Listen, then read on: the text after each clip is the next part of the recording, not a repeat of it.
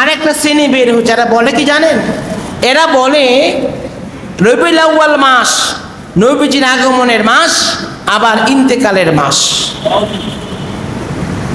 কাজী নজরুল এর একটা চমৎকার উত্তর দিয়েছেন, দেখেন। নজরুল বলে, রৌশনীতে আজো তারা মশগুল, তাই তো ইফতে করি না কবুল। সুবহানাল্লাহ।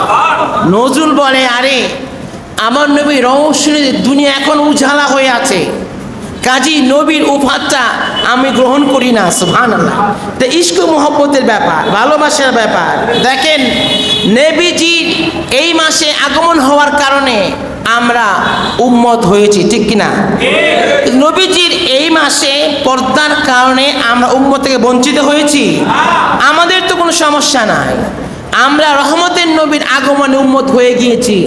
নবীজির পর্দার কারণে, ইন্তেকালের কারণে আমরা উম্মত থেকে বঞ্চিত হই নাই, ঠিক কিনা?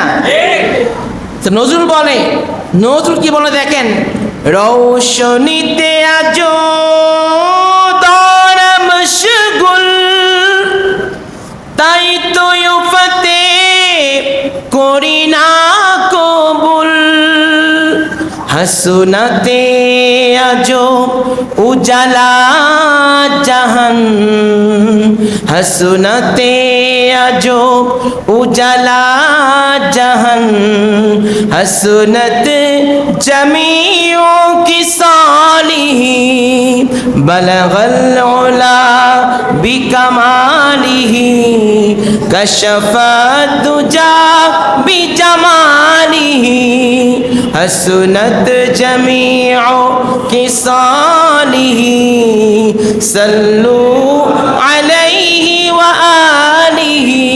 सुभान अल्लाह। এটা ইশক মুহাব্বতের ব্যাপার।